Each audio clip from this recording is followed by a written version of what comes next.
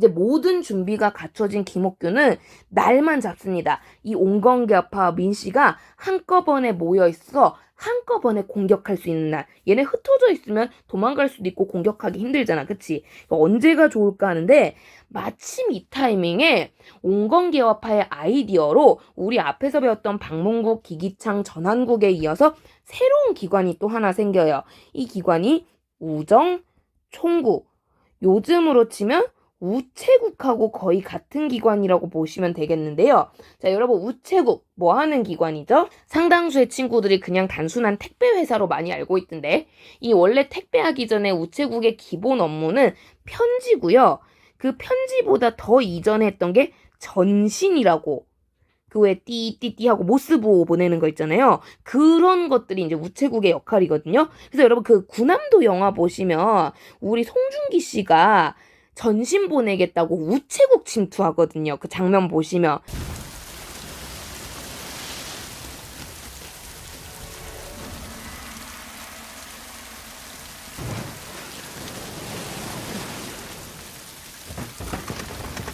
너희들 안 열려?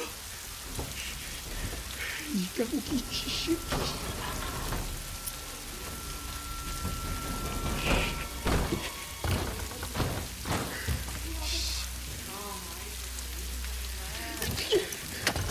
에이! 야, 이 새끼들아! 맞아!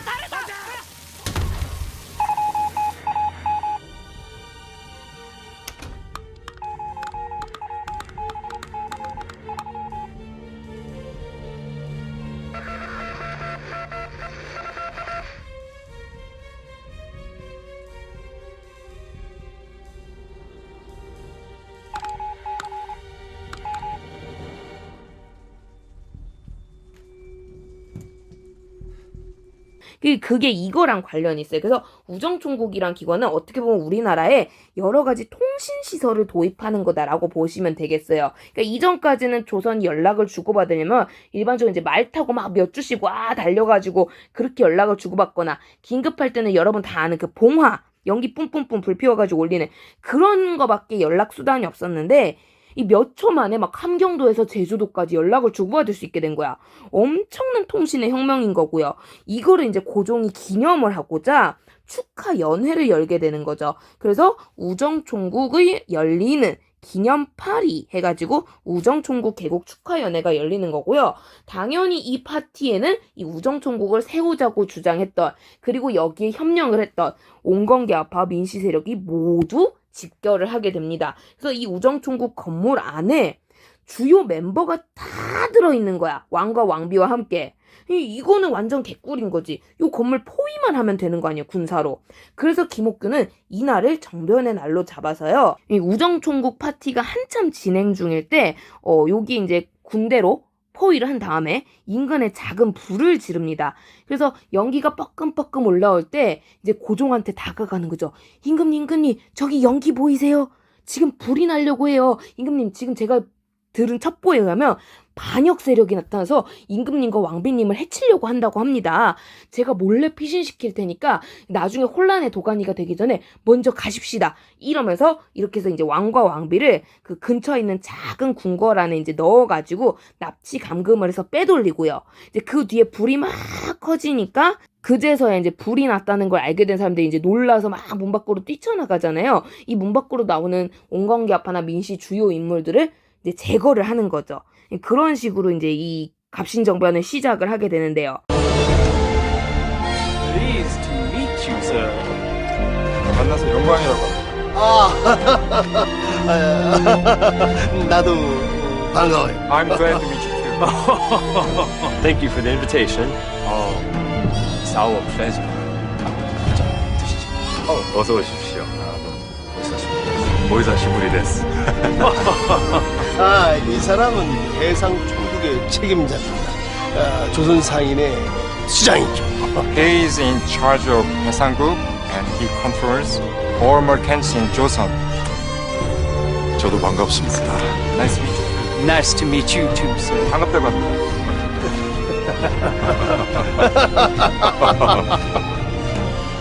모스크 하즈마리마스.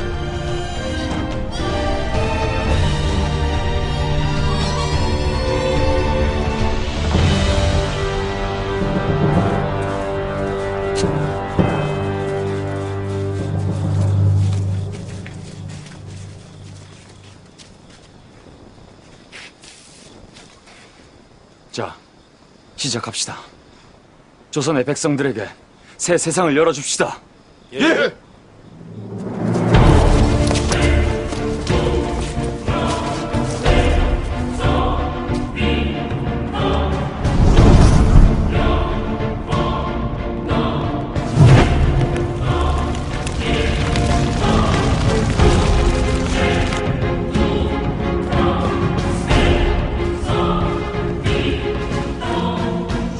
이제 조선에도 새로운 전신과 우편 제도의 필요성이 대두되었습니다. 하여 각국의 조언과 협력을 바탕으로 오늘 이렇게 우정총국의 출발을 보게 되었습니다. 이는 실로 조선의 마음 백성에게 뜻깊은 날이 될 것입니다. 우리였습니다. 피하십시오.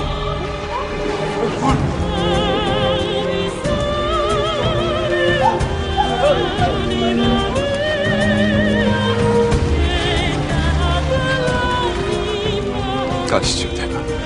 갑시다.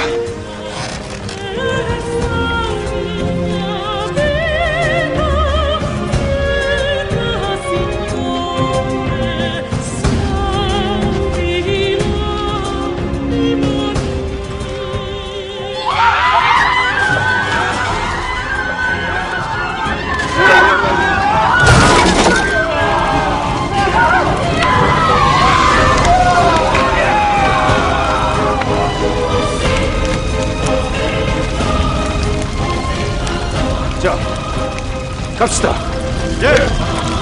근데 이제 여기에서 숨겨져 있는 교과서에 나오지 않는 재밌는 에피소드가 이 실은 여기 이제 많은 주요 인물들이 있을 거 아니에요. 이 인물들 중에 김옥균이 눈에 불을 켜고 죽이려고 한 사람이 있거든요.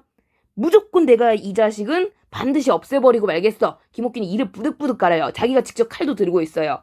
이 총지휘를 해야 되는 바쁜 와중에 누구였느냐? 그 사람이 내가 여기 학지에 적어놓은 민영익이란 사람이에요. 이름이 이제 민영익이죠. 성씨가 민이네요. 이 명성황후 집안 사람인 거죠. 이 민영익이 유명한 명성황후가 무지무지 이뻐했던 조카예요, 조카. 여러분 가끔 연예인들도 보시면 알겠지만 가끔 그 큰아버지라든가 뭐 고모, 이모 이런 사람들이 자기 조카를 아들마냥 막 딸마냥 이뻐하시는 분들이 있거든요. 이 민영익이 딱 그 케이스예요. 실은 당시 명성황후가 자식을 잘 못 낳아서 내가 전에 학지에도 적어놨는데 좀 자식복이 초반에 없어가지고 막 애를 유산하고 사산하고 막 기껏 낳는데 기형아 낳고 막 이래가지고 마음이 되게 짠하던 시국이었거든요. 근데 그때 자기 아들뻘에 해당하는 조카가 태어나니까 얘가 너무 예쁜 거야.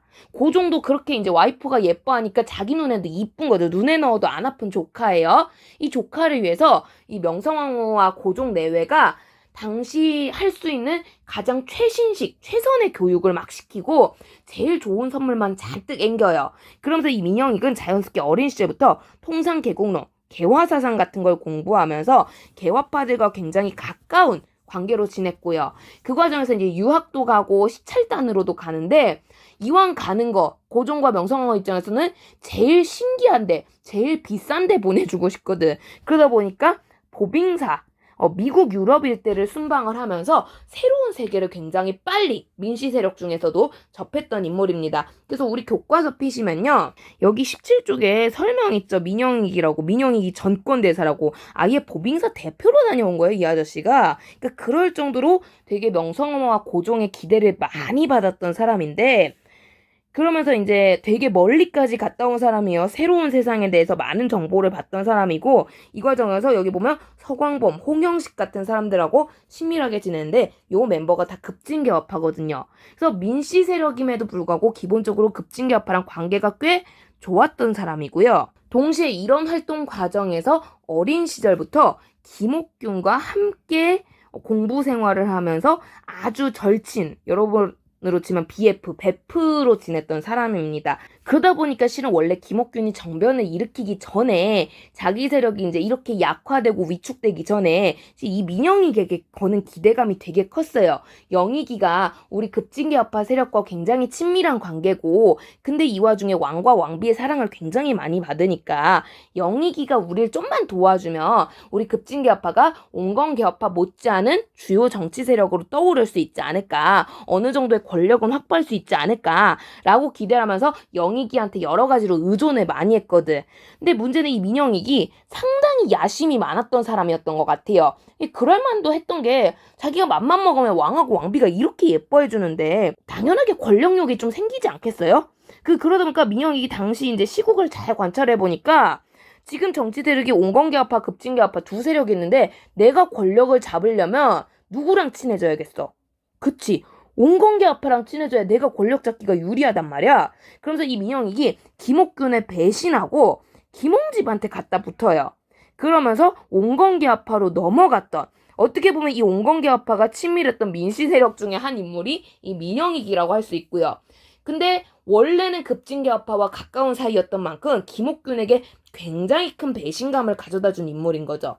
그래서 넌 친구도 아니야 이 새끼야 이러면서 이제 김옥균이 열이 받아가지고 이 민영익을 반드시 이때 제거를 하겠다 결심을 하게 되고요. 그래서 민영익이 불이야 하고 이제 뛰쳐나오니까 단칼에 베어버립니다. 그래서 영익이 넌 죽었어 하면서 이제 칼을 베어버리는데 그 칼로 크게 상처가 났으니까 민영이 이제 피를 철철 흘리면서 쓰러진 거죠. 그래서 옥균이가 이 자식은 이제 죽었겠군 하고 크크크 하고 이제 자기는 사건을 지휘하러 이제 개혁을 준비하러 떠나게 되는데 되게 웃긴 게 민영익이 이때 안 죽어요. 안 죽은 채로 피를 질질질 흘리면서 피를 이제 막 배를 움켜쥐고 하고 피를 뚝뚝뚝뚝 떨구면서 살기 위해서 도망을 갑니다. 근데 민영이 가만 생각해보니까 자기를 살려줄 수 있는 지금 사람 누굴까요? 왕과 왕비뿐이거든. 그래서 그 자기가 쓰러졌을 때 김옥균이 주고받았던 대화 같은 거를 단서로 삼아가지고 얼떨결에 이제 왕과 왕비를 찾아서 가. 뭐 시체 노릇을 했는지 뭔진 모르겠지만 어쨌든 찾아가요. 그래서 왕과 왕비가 여기가 이게 무슨 일이냐 이러니까 옥균이가 사고 쳤어요 하고 쓰러져. 그러니까 이 당시 갑신정변이 발생했을 때 그 김옥균이 왕한테 거짓말했었잖아요. 그것에 대한 진실을 밝힌 채로 피를 너무 흘려가지고 이제 쓰러집니다. 그러다 보니까 옥균이가 막 갑신정변 일으키고 막 조금 이제 나중에 마무리가 되고 이 와중에 막 민영익이 이제 죽을 똥 살 똥 위기를 넘기면서 명성호가 애가 타는 거야. 어떻게든 얘를 살려야 되는데 너무 고마운 조카잖아. 가뜩이나 원래 사랑스러운 조카인데 얘를 살려야 된다 막 어이를 불러라 막 난리가 나는데 여러분들 다들 한의학 알고 계시죠? 부항 뜨고 뜸 뜨고 침 놓고 뭐 약재 좀 쓰고 보약 먹이고 되겠습니까? 민영익이 치료가 칼 맞았는데 안 되는 거죠. 그래서 결국에는 민영익이 며칠 후에 이제 죽을 위기에 코앞에 놓여요. 어이들이 마마 그냥 이거는 안 될 것 같습니다 이러는데 이때 명성황 머리에 팍 스친 게 내가 당시 개화 때문에 초청한 서양인 의사가 한 명 있었거든. 이름이 알렌이라고 하는데요. 이 알렌이라는 의사가 당시 경복궁에 초빙이 돼 있었어요. 그래서 미국인 의사인데 이 미국인 의사가 서양 이제 외과 우술 있죠. 우리 수술하는 거. 그거를 조금 조선에 이제 알리려고 왔는데 우리 전통의식이 어찌 부모님이 주신 몸에 함부로 칼을 대리오잖아. 이게 잘 안 되는 거야. 그래서 실망을 하고 있던 차에 명성호가 초빙을 해가지고 이제 궁궐에 있었는데 명성호가 어차피 남은 길은 너뿐이다. 네가 한번 민영익을 치료해봐라. 이렇게 된 거고요. 그래서 외과 수술을 하게 되는데 이게 웬걸? 민영익이 살아요. 나중에 막 뛰댕기고 난리가 났어. 엄청 건강해져요. 여기 이제 사건이 다 마무리되고 명성호가 감동을 먹은 거야. 알렌 네 덕분이다. 네가 영익이를 살려서 내가 너무 기쁘다. 고종 내외가 동시에 같이 불러가지고 알렌 네가 원하는 소원이 있으면 뭐든지 다 들어주겠다. 이렇게 이제 약속을 하거든요. 근데 여러분 한번 생각해봐요. 내가 알렌이라면 왕과 왕비가 나에게 원하는 소원은 다 들어주겠대요. 뭘 요청할까요? 일반인 같으면 뭐 돈을 요청할 수도 있고요. 땅을 요청할 수도 있고요. 아니면 뭐 관직 같은 거, 벼슬 같은 거 달라고 할 수도 있고요. 그죠? 되게 요청할 수 있는 게 많은데 이때 이제 알렌이 얘기를 합니다. 이 왕과 왕비께서 이번에 겪어보셨듯이 저희가 하는 이 외과 수술이라는 게 비록 칼을 들고 수술을 하지만 결론적으로는 사람을 살리는 일입니다. 근데 이걸 조선 많은 백성들이 좋은 거란 걸 잘 몰라서 제가 안 그래도 굉장히 속상해하던 차였는데요. 자, 이번 기회에 조선인들에게 이 우리의 외과 수술, 그 의술에 대해서 알리는 좀 기회가 됐으면 합니다. 그런 의미에서 조선 땅 안에 우리의 병원을 지을 수 있게 해주십시오. 이래. 이 민영익을 살린 알렌의 요청에 의해 우리나라 최초의 서양식 병원이 등장하게 되는데요.